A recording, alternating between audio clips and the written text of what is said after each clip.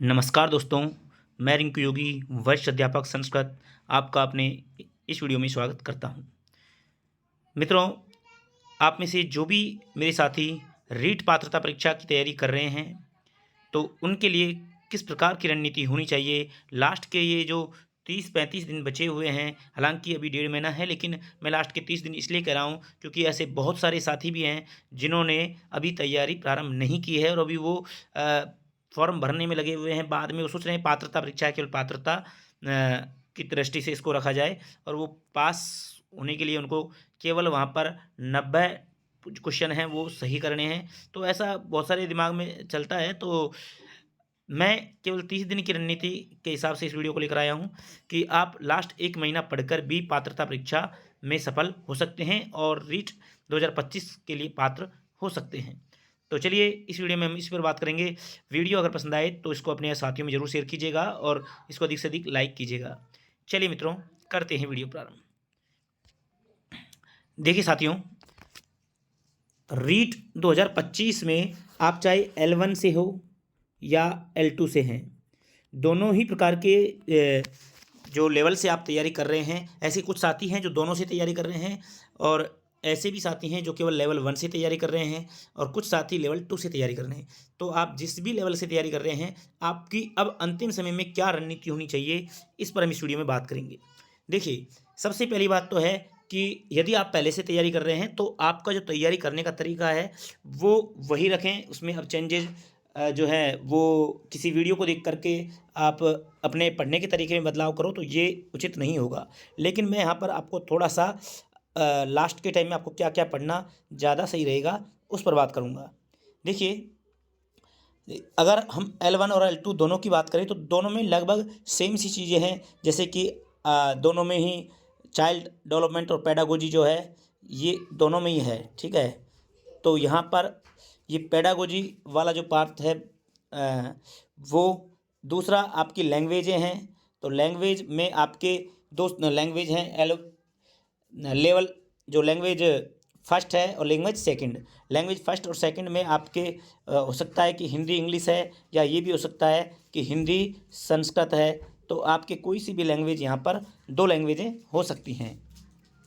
आगे हम बात करें तो देखिए, एक आपका जो चौथा पार्ट है, यानी कि आपकी एक पेडागोजी हो गई, दूसरा आपकी लैंग्वेज हो गई, तीसरा पार्ट जो है वो आपका समाजशास्त्र, जो आपकी जीके है वो उससे संबंधित है। अब जीके में आपका जो है राजस्थान जीके है और उस राजस्थान जीके में भी अलग अलग हिस्ट्री, कला, संस्कृति सारी चीज़ें हैं। कंप्लीट लगभग राजस्थान जीके आपके सामने है, ठीक है। तो वो सारी चीज़ें आपको तैयार करनी है, ठीक है। तो एक अब देखिए किस प्रकार से आपको इन चारों पार्टों को अच्छे से तैयार करना होगा। तो देखिए, सबसे पहली बात यह है कि रीट की यदि आप तैयारी कर रहे हैं तो मैं आपको यही एक सलाह देना चाहूँगा कि आप इस समय केवल जो कक्षा अगर आप L1 की तैयारी कर रहे हैं तो कक्षा 1 से 8, कक्षा L1 के लिए बता रहा हूँ पहले, यदि आप L1 की तैयारी कर रहे हैं तो कक्षा 1 से 8 तक की जो किताबें चल रही हैं इस समय स्कूलों में, उन किताबों के मैटर पर फोकस डालिए। अब 1 से 8 तक की जो किताबें हैं वो सारी किताबें तो अब इस समय पढ़ी नहीं जाएंगी। तो देखिए, आपको बाज़ार में बहुत सारी ऐसी बुक्स उपलब्ध हैं जो NCERT बेस 1 से 8 तक का जो सार गर्भित सारांश जिनमें दिया गया है, तो आप उनको पढ़ सकते हैं और उनसे सीधे-सीधे फैक्ट वहाँ पर आते हैं और उन्हीं से वो पूरा पेपर पूछा जाएगा। तो आपको ध्यान रखना है, जो 1 से 8 तक जो NCERT की किताबें चल रही हैं, उनको आपको फ़ोकस करना है। यहीं से आपका जो है पेपर पूछा जाएगा, ज़्यादा से ज़्यादा प्रश्न जो है वो यहीं से पुटअप होंगे, ठीक है। हालाँकि 1 से 10 9-10 से भी आपसे पूछा जा सकता है, लेकिन 1 से 8 को आपको विशेष तौर पे ध्यान देना है। और यदि आप L2 की तैयारी कर रहे हैं तो वहाँ आपको ध्यान रखना है, विशेष तौर पर 6 से 10 तक की बुक्स जो हैं उनको आपको विशेष तौर पर प्रेफर करना है। 6 से 10 तक की जो बुक्स हैं उनको आपको विशेष तौर पर पढ़ना है, ठीक है। तो 6 से 10 तक की जो भी आपके सामाजिक विज्ञान की किताबें हैं उनको अच्छे से पढ़ना है, और जो मैथ के टीचर हैं, मैथ साइंस से टीचर बनने वाले हैं, उनको मैथ और साइंस की किताबों को विशेष तौर पर देखना है। तो इस चीज़ को आपको ध्यान रखना है। तो ये काफ़ी इंपॉर्टेंट है। देखिए बहुत सारे क्या करते हैं, केवल गाइड ले आते हैं, गाइडों में से पढ़ते हैं, और मैटर बहुत सारा है गाइडों में, और वो सारा मैटर हम कवर भी नहीं कर पाते हैं, और उसमें से आता भी वो नहीं है। इसलिए जो जहाँ से प्रश्न आते हैं ना, जो मेरा अनुभव है, जो मैंने रीट एग्ज़ाम दिए हैं, और मैंने 4 बार रीट का एग्ज़ाम दिया है, और चारों बार ही मैं पास हुआ हूँ, और एक अच्छे नंबरों से पास हुआ हूँ। और मैं पहले भी बता चुका हूँ कि जो लास्ट जो मैंने रीट क्वालिफाई किया था, वो भी मैंने मात्र 2-3 दिन की तैयारी में ही बहुत शानदार 133 नंबर लेकर आया था, और वहाँ पर मैं 133 नंबर केवल 2-3 दिन की तैयारी में ले आया था। और उसके पीछे का रीज़न क्या था? उसके पीछे का रीज़न था ये एनसीईआरटी की बुक से, ठीक है। मैंने एनसीईआरटी की जो बुक्स जो थी ना, उनको 2-3 दिन जो मैंने शॉर्ट नोट्स बनाए हुए थे, और ये नोट्स मैंने पहले ही बना लिए थे, जो रीट 2022 में तैयारी की थी, उस समय भी उसमें सिलेक्शन हो जाता, लेकिन वो रीट रद्द हुई थी, ठीक है। तो उसमें उस समय मैंने एनसीईआरटी के नोट्स बनाए थे, और टू द पॉइंट वो नोट्स थे, ठीक है।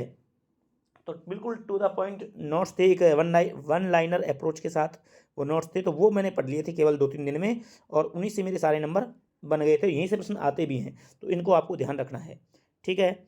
आगे बात करें लैंग्वेज में, तो देखिए आपकी यदि हिंदी लैंग्वेज तो आपको लगभग सबकी ही होगी, तो हिंदी के लिए क्या करें, तो देखिए हिंदी में नॉर्मल क्वेश्चन पूछे जाते हैं, लेकिन फिर भी आपको इसकी हल्के में नहीं लेना है, क्योंकि पूरे 30 नंबरों की हिंदी है।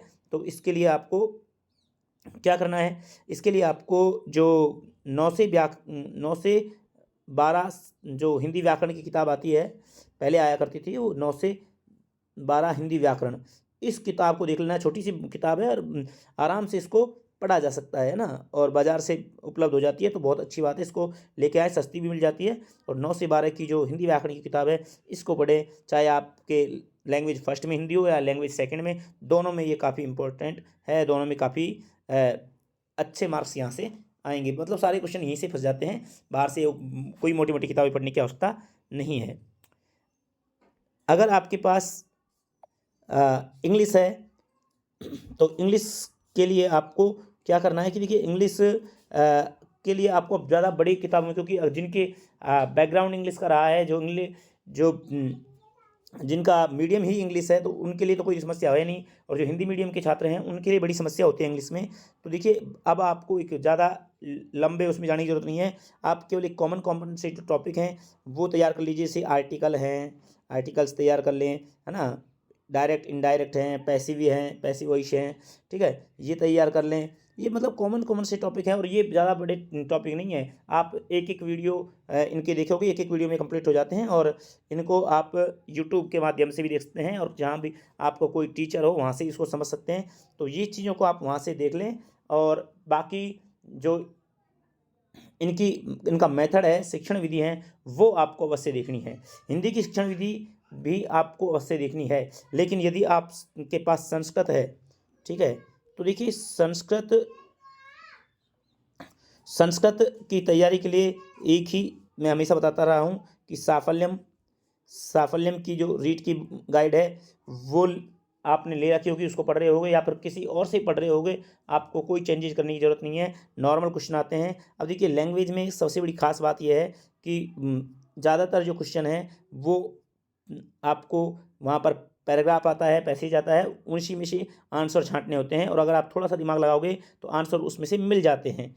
तो आपको बस थोड़ा सा दिमाग लगाना है, जिससे कि आप सही प्रश्नों को अटेम्प्ट कर सको, ठीक है। तो ये संस्कृत वाला जो मैटर है, वे आप साफल्यम को देख सकते हैं, या फिर एक नॉर्मल वे में अगर आपको कोई मैंने भी बहुत सारे वीडियो अपने चैनल पर डाले हुए हैं, वहाँ से भी आप बिल्कुल शॉर्ट में इसको समझ सकते हैं। ऐसी ज़्यादा कोई खास व्याकरण में संस्कृत ऐसी टफ है नहीं, और शिक्षण विधियाँ हिंदी और संस्कृत की लगभग सेम है, कोई ज़्यादा अंतर नहीं है, सेम शिक्षण विधियाँ हैं, सेम मेथड है। तो आप एक की तैयारी करके, जैसे संस्कृत की तैयारी कर रहे हैं, तो उससे हिंदी की तैयारी हो जाती है, तो वहाँ आपको कोई अलग से पढ़ने की आवश्यकता नहीं है, ठीक है। तो ये सारी चीज़ें हैं, तो ज़्यादा कुछ बड़ा मैटर है नहीं है। अगर आप इनको थोड़ा सा फोकस करोगे, एक साइकोलॉजी बच रहा है। साइकोलॉजी देखिए रीट में पहले एक टाइम था जब ये आरटेट हुआ करता था, तो साइकोलॉजी रीट की जो आरटेट की थी बड़ी टफ आया करती थी, है ना। लेकिन अब साइकोलॉजी का जो लेवल है थोड़ा सा नॉर्मल देखने को मिला है विगत कुछ वर्षों में, लेकिन कोई कह नहीं सकते कि साइकोलॉजी किस तरह से आएगी। तो आप ये मान के चलिएगा कि साइकोलॉजी के लिए आप के पास जो भी बुक है आपको चेंज नहीं करना है, बस साइकोलॉजी पढ़ने का तरीका चेंज करना है। साइकोलॉजी को सिर्फ पढ़ना नहीं है, रटना नहीं है, उसको समझना है, ठीक है। वो आपके मानसिक जो आपकी सोच है उसको पढ़ने का प्रयास करते हैं। इसलिए यहाँ पर प्रश्न भी ऐसे ही पूछे जाते हैं कि आप में कितनी बौद्धिक क्षमता है, तो आप उसको समझने का प्रयास करें, उसको एक प्रैक्टिकली जो है अनुभव करने का प्रयास करें। तो साइकोलॉजी को इस तरह से पढ़ें। दूसरा, जो फैक्ट हैं साइकोलॉजी के, सीधे सीधे तथ्य हैं, उनको याद करने के लिए आप शॉर्ट नोट्स बनाते रहें, जिनको फटाफट आप याद भी कर सकें लास्ट टाइम पर, तो इनको आसानी से किया जा सके। तो साइकोलॉजी को लोड नहीं लेना है, बहुत आराम से नॉर्मल वे से करना है। और वैसे भी आप जानते हो कि 150 जो क्वेश्चन है इसमें से आपको जो है 90 क्वेश्चन जो है अटैम्प्ट करने हैं, यानी 60% मार्क लाने के लिए। तो 90 आराम से हो जाते हैं, जिनमें अगर आप 30 हिंदी के, 30 संस्कृत के, 30 साइकोलॉजी के भी, इन तीनों के भी कर जाते हो तो 90 हो जाते हैं। लेकिन 30-30 तो नहीं आएंगे, फिर भी हम मान लेते हैं तीनों में से 25-25 भी आ जाते हैं तो 75 हो जाते हैं। अब बचे 15 नंबर, तो बाकी के 15 नंबर आप 60 में से 15 नहीं ला सकते कि जीके में। तो कितना सिंपल काम है, बहुत आसान सा काम है। मैं तो ये मानता हूँ कि रीट में पास होना बहुत आसान है, लेकिन फिर भी मेरे बहुत सारे साथी जो हैं उस रीट को सफल नहीं हो पाते हैं। उसके पीछे उनकी एक सही रणनीति नहीं होती है, या उनका जो कॉन्फिडेंस है वो गड़बड़ाया होता है। इसलिए अपने कॉन्फिडेंस को हाई रखें, अपने आप पर विश्वास रखें। ये मान के चलिएगा यदि आपको खुद पर विश्वास है तो आप किसी भी कंपटीशन को फाइट कर सकते हैं। रीट तो बहुत सामान्य सी परीक्षा है, एक पात्रता परीक्षा है। आपका टारगेट, यदि रीट की पात्रता की ही तैयारी कर रहे हैं तो आपका टारगेट सीधे जो है ग्रेड 3 के तरफ होना चाहिए, कि ग्रेड 3 का एग्ज़ाम जो है वो जब भी होगा हम उसको उसके लिए तैयार रहें। तो इसकी तैयारी आप ज़बरदस्त तरीके से करते रहें। रीट तो एक पात्रता परीक्षा है जो हो ही जाती है, इसमें ज़्यादा कोई बड़ा लोड लेने की आवश्यकता नहीं है। लेकिन यदि आपने सोचा कि ये हो ही जाती है, अपने आप बिना पढ़े हो जाती है, तो ये तो चीज़ होती नहीं है। आजकल कंपटीशन का ज़माना है, आपको पढ़ना तो पड़ेगा। लेकिन पढ़ने के लिए अब आप थोड़ा सा अपने पढ़ने के तरीक़ों को चेंज करिए। 30 दिन भी अगर आपने पढ़ लिए लास्ट के, तो मैं कहता हूँ कोई आराम से इस रीट पात्रता परीक्षा को निकाला जा सकता है। कोई बड़ा इसमें ऐसा लोड लेने की आवश्यकता नहीं है, ठीक है। तो आप तो ये मान के चलिएगा कि मेरे को ये पात्रता परीक्षा जो है वो क्वालिफाई करनी है, कैसे भी इसको पास करना है। पास करने के लिए आपको जो है ये जो चारों पार्ट दिए गए हैं इनको इस तरह से डिवाइड करना है कि इनमें से नंबर, और मैं ये कहता हूँ देखिए कि लैंग्वेज जो है ना, इन लैंग्वेज को आपको प्लस में रखना है। मैं हमेशा जो लैंग्वेज रही हैं, लैंग्वेज 1 और 2, इन दोनों में 60 में से कम 55 नंबर तो आने चाहिए, ठीक है। और ये लाते हो तो आपका बहुत अच्छा स्कोर होगा।